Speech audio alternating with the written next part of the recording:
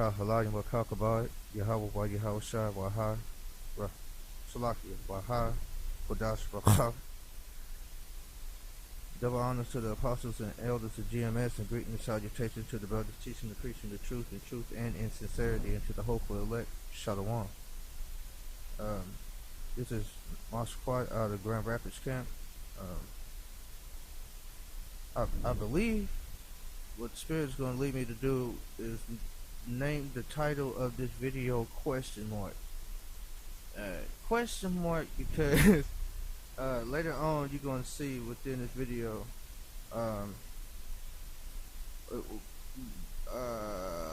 on the holy convocation that we had for the that was ending on the weeks of leavened bread. We did a video, and then there I mentioned something about in the movie Fresh, and the information I gave about what the effeminate guy, the question mark instead of saying suspect, because it when you see the guy, the way his posture is in the movie, his posture, it reminds me of a question mark. Just bear with me for a moment. I just realized something. It's Little Fresh, a messenger to the gods. My tag is for my friends. You can call me Michael. You know it's embarrassing, Esteban using this ugly little maricon for man's work. It makes me sick. What's embarrassing is all the work there is to do. Esteban got you working up here with the bitches. That's what's embarrassing. Damn, ugly spotted little motherfucker. I'll fuck you up. I'm all over these bitches, nigga. Got me a harem here like Arabian motherfucker. In your dreams, baby. You ain't all over me, motherfucker. You be dead before you touch this good thing, fucking monkey. You tripping on your own shit, motherfucker. Only harem you playing is them 5 fingers on your own fucking hand. That's right. I need 5 bricks. 5.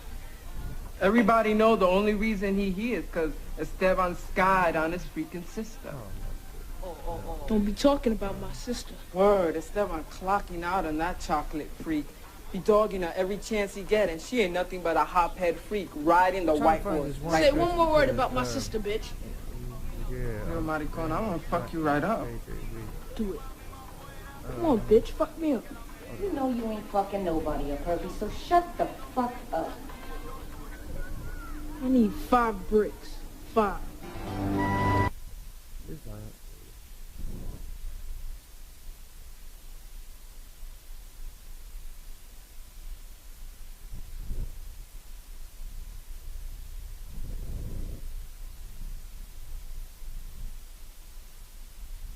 Yeah, here we go. Alright. There's a point in the video where this guy, his posture when he's sitting in the chair, it reminds you of a question mark. And the Spirit originally brought me to these 2 scriptures, Proverbs chapter 22 verse 1, and then Ecclesiastes chapter 7 verse 1. And I had a different viewpoint yet making that statement when we did that video. It brought me to this because it made me think about it. So instead of holding up, you'll understand once you see the video, and also as we go through these scriptures. This is Proverbs chapter 22 verse 1. It says, "A good name is rather to be chosen than great riches, and love and favor rather than silver and gold." And that is very true, because okay, you have great riches, yet if everyone defecates on your name, every time they speak of your name is evil, that's not good. I mean, I would say that's a pretty much miserable life. Look at the celebrity. Though they have riches, though they have fame, people still hate them, and some people try to derail them. That's a miserable life. And then also love and favor rather than silver and gold, because yeah, going back to having riches, having silver and gold, because silver and gold is actually real currency, real money, to be quite honest. So yeah, you can have your little thousands of dollars. That's cool.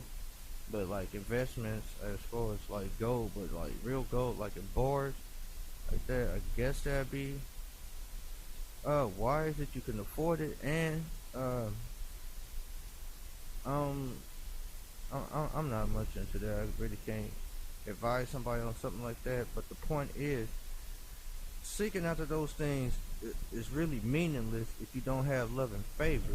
Because as everyone hates you, then a lot of doors of opportunities aren't going to be open to you. Uh, and I hate to say that, you can kind of look at Colin Kaepernick right now. I mean, the little money that he had left over from the contracts or whatnot, he got set on that. Yet still, right now, he's going through a difficult time because love and favor. There ain't nobody trying to mess with him.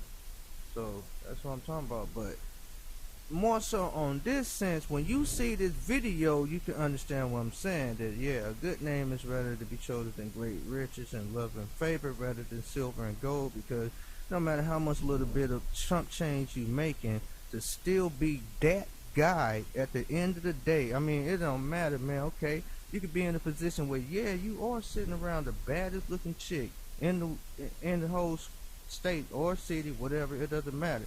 You sitting around a whole bunch of bad looking chicks, and everybody like, damn, all the chicks around here, but you have no access to them because they know who you truly are.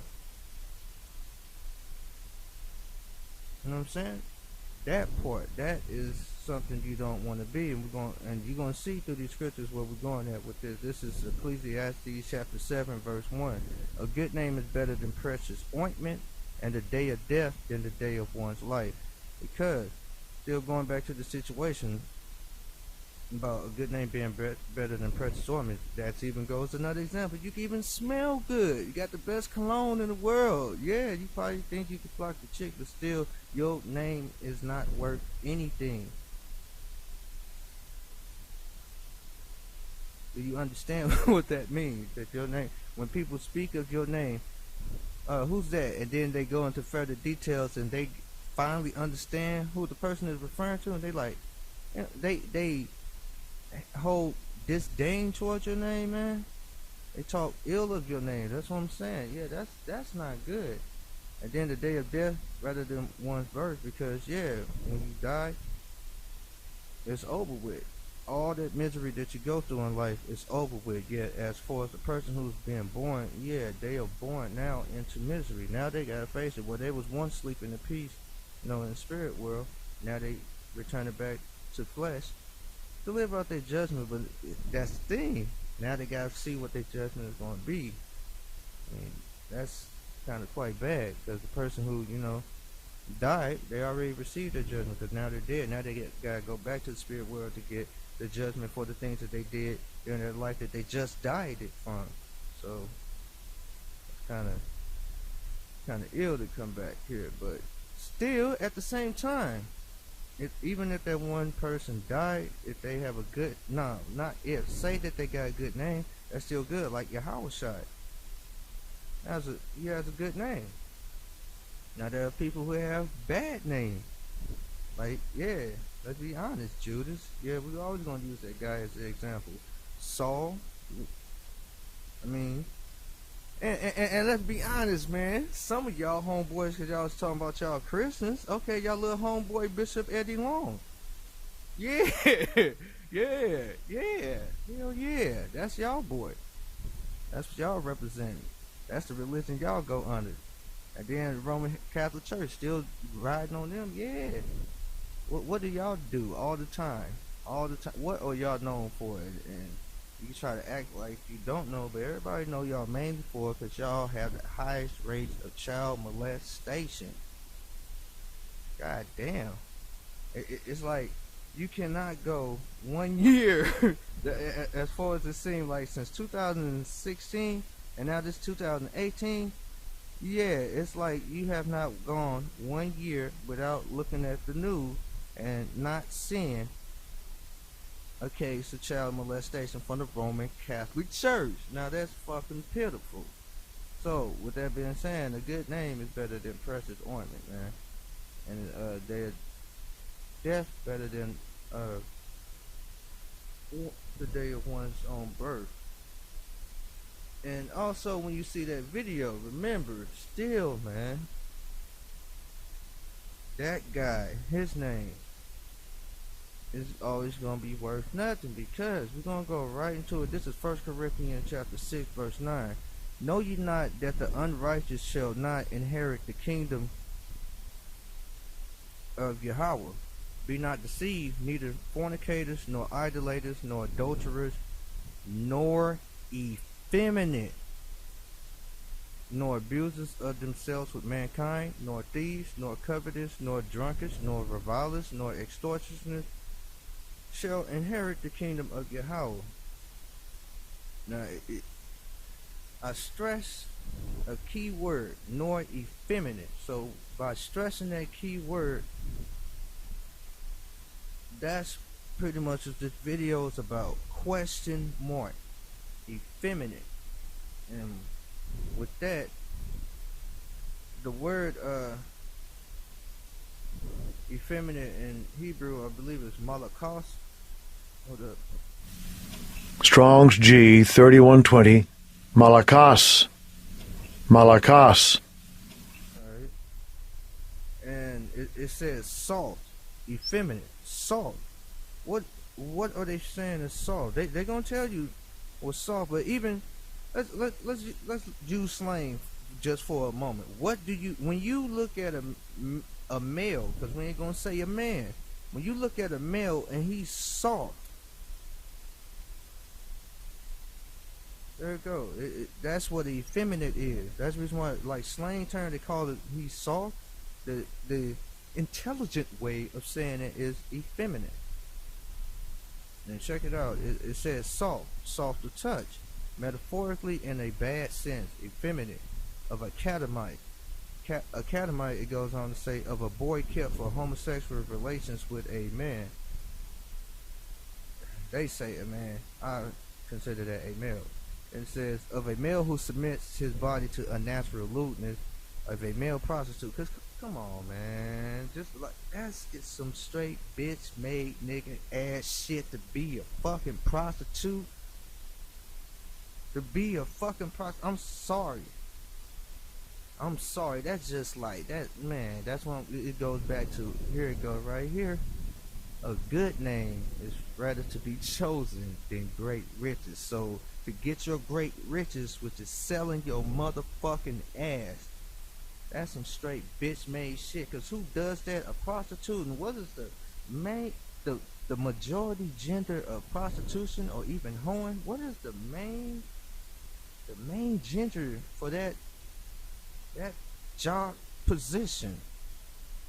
Isn't it not a female? So when you a male and you do that shit, you are bitch made. You are effeminate, man. Going right back to this right here of a male prostitute.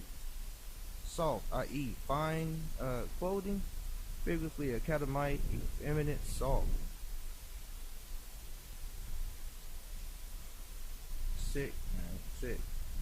So to, I guess what's commonly known as a beta male, matter of fact, yeah, what's commonly known as a beta male,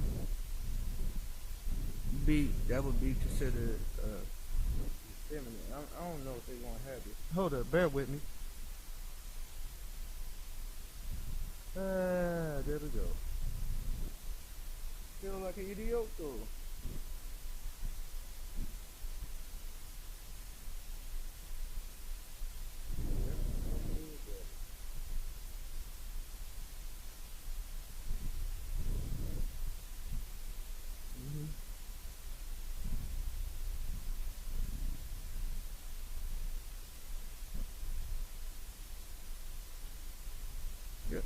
They don't get it, so that was a waste of time.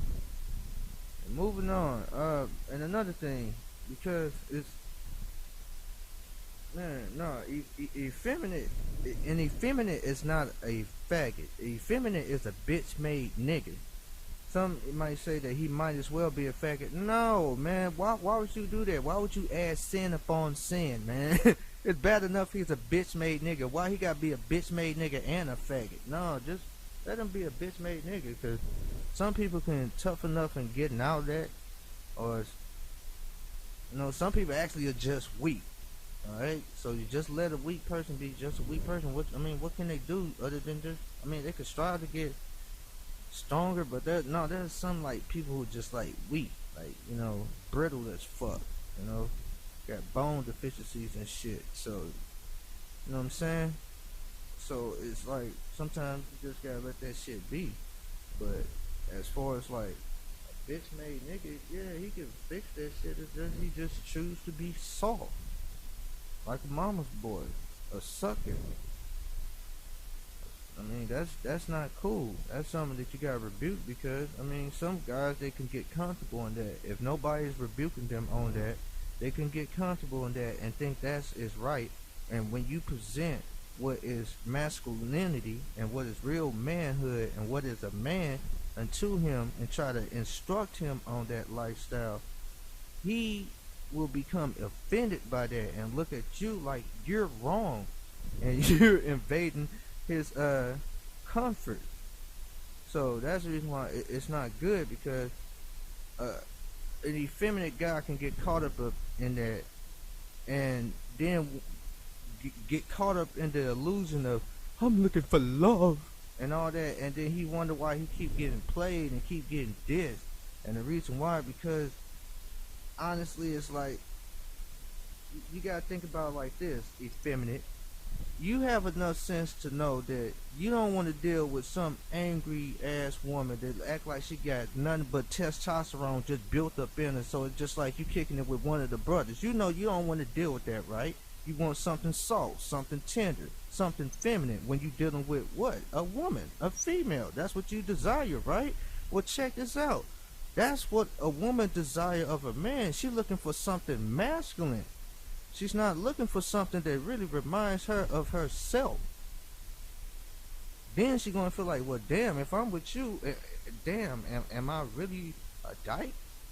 That's how some of them perceive themselves for fucking with y'all. That's the reason why that shit is not cool. So when you wonder why you saying all that, that's kind of stems from that. But it's not really stemming from that, because that's what they wanted to do in the first place. And plus the Most High, Yahweh Hashem, Yahweh Shai, gave them over to that desire. So it's really not your fault. Yet understand that's the psychological excuse behind their reason of why they're doing it to you. And that's the reason why, for those that can change that, you need to change that. Because also, just bear with me. I know, yeah, this is 1 Corinthians chapter 6, verse 11. It said, and such were some of you, but ye are washed, but ye were sanctified, but ye are justified in the name of the Lord Yahweh Shai, and in the spirit of our power Yahweh. So that's the reason why I'm saying that it's a rebuke for those who that Yahweh Hashem Yahweh Shai has appointed to repent from that. That's what the message is for. It's not to rebuke you, like make you feel bad about yourself, like you gotta kill yourself, or you gotta fall out, or you gotta go into a religion and run away from the truth. No, it's not doing that. It's to rebuke you as far as to show you your error. And the scripture already talked about not to die in your error, man, because that's fucked up. An example of somebody dying in their error is Tupac. That's some shit you don't want to do. Some shit that you do in life and that you can honestly apologize or either make right later on, man. You can at least do that, but you don't get that opportunity because the error that you have done has been committed, and somebody else decided it's like, no, you gotta go. So that's what you're not wanting to be in that position. So therefore you don't want to die in that condition of, let's be honest, being a bitch ass nigga. So but the thing is, the effeminate are different from this one thing, man, from a faggot. So therefore, in this scripture, when it says abusers of themselves with mankind, when you look up the Strong Concordance, it's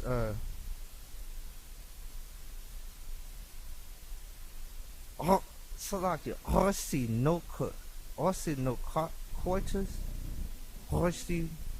Cortes. I don't know how to say it correctly. but I tried my best. Check it out. Strong's G 733. Arsenokoites. Arsenokoites. Damn, that's the reason why they speak that shit, man. Okay.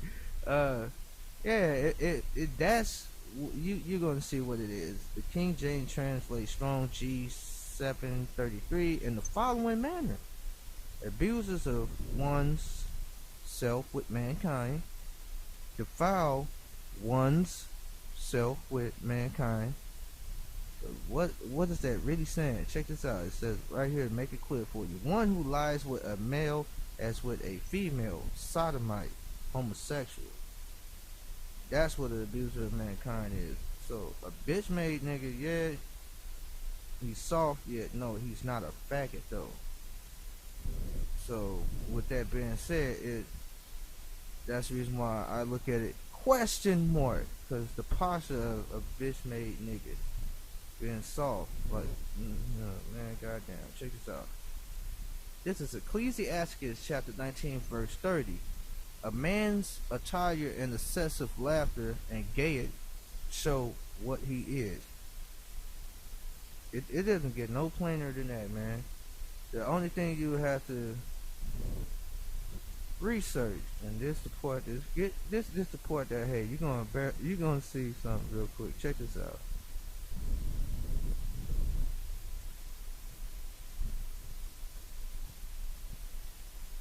Okay.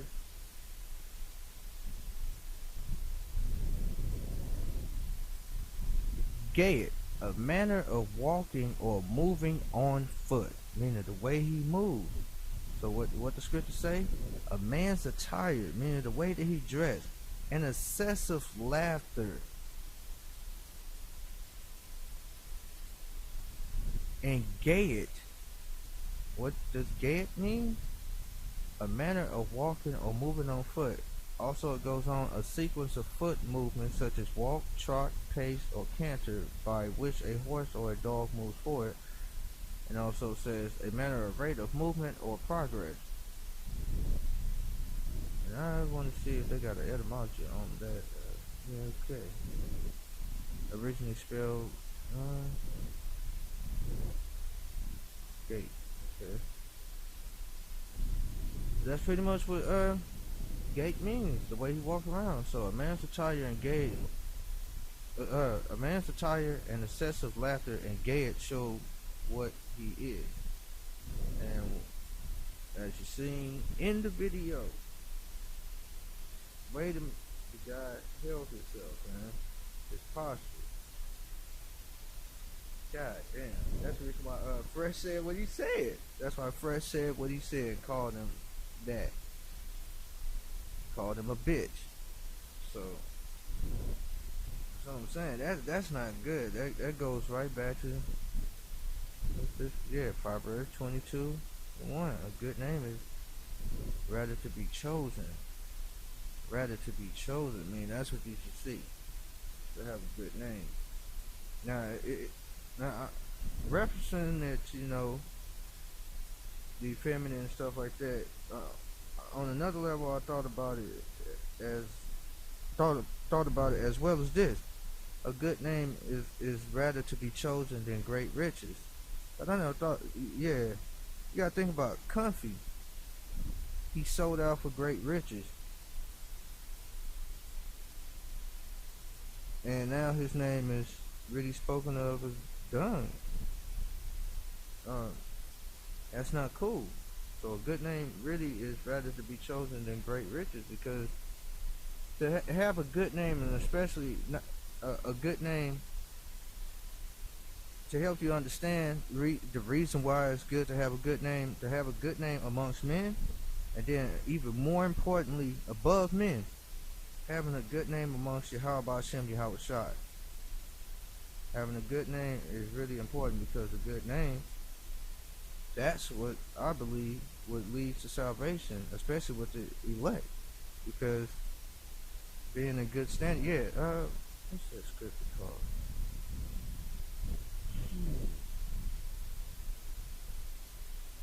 Since it came to my mind.